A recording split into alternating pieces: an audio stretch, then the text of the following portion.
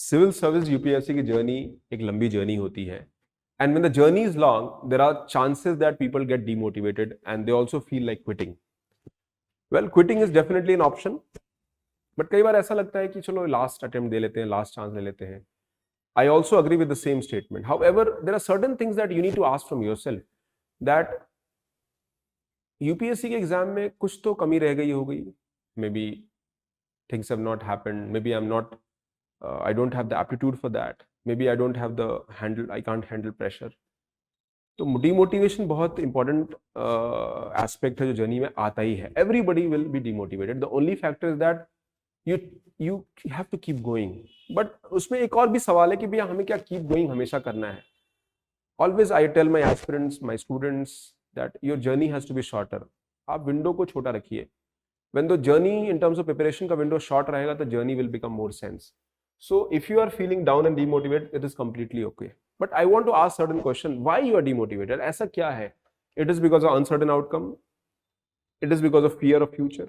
Is it because you feel that there is an opportunity cost? जो आप कर रहे हो, कोई आपका friend job कर रहे हैं, या फिर some people are doing business, some people are enjoying their life.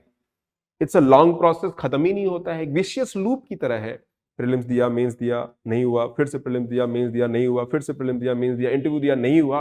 It feels like you are starting again from there. Personal and financial issues हो सकते हैं. अगेन जर्नी लंबी होती है. To stay and prepare for long is not something जो अब सब लोग कर पाते हैं. Similarly age is not in your favour. Age बढ़ गया है, 29 हो गया, 30 हो गया, and suddenly you feel that is there. Multiple attempts आपने दिए हुए हैं, that also is not working. Parental pressure है, पीयर प्रेशर है, भाई अब तो कुछ बन जाओ, अब तो कुछ कर लो. So the thing is every statement is true. All of these statements are true. हर तैयारी में ये सारी बातें सही हैं. तो मैं सिर्फ एक बात करूंगा कि भाई तैयारी में अगर ये सारी चीजें हो रही हैं, डिमोटिवेशन हो रहा है, it is completely okay. But what you should be doing, करना क्या है? एक एस्पिरेंट की जर्नी में ये सारे लिमिटेशन फैक्टर्स आते हैं.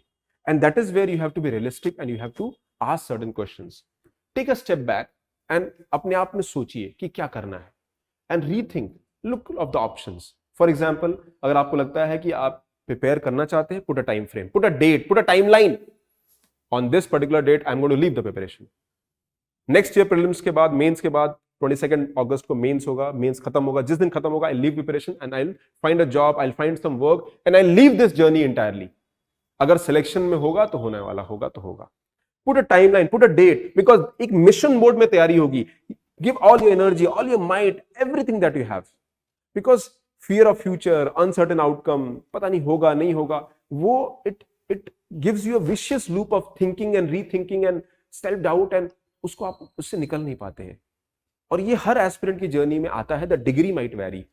जिनका डिग्री बढ़ जाता है in terms of rethinking, loop में नेगेटिव सोचना, they are not able to overcome. If not, leave it. अगर आपको लगता है कि अब हो गया, छोड़ दीजिए. सेट बैक, थिंक एंड चलो भाई ठीक है, हो गया, अब कुछ और करते हैं. Maybe go for some other state examination. उसमें भी टाइमलाइन सेट करिए. Leave preparation, go and do some job, go and find your work, reskill yourself in new area. कुछ भी कर सकते हैं. बट ये बहुत जरूरी हो जाता है दैट प्रिपरेशन को अगर आपको लगता है कि अब संभव नहीं तो छोड़ दीजिए, बिकॉज आउटकम फिर आपके फेवरेबल नहीं रहेंगे. लेट्स से अगर आपने एक टाइम फ्रेम पुट किया तो quitting is not an option. अब आप क्विट नहीं करना है. आपके कंस्ट्रेंट्स कुछ भी होंगे, put your effort in the against the constraint के अगेंस्ट सोचिए. बट यहां पे रियलिस्टिक भी होना है. भी टाइम, हर चीज का अपॉर्चुनिटी कॉस्ट है. आइडेंटिफाई द प्रोसेस जो आपके लिए सूट होगा.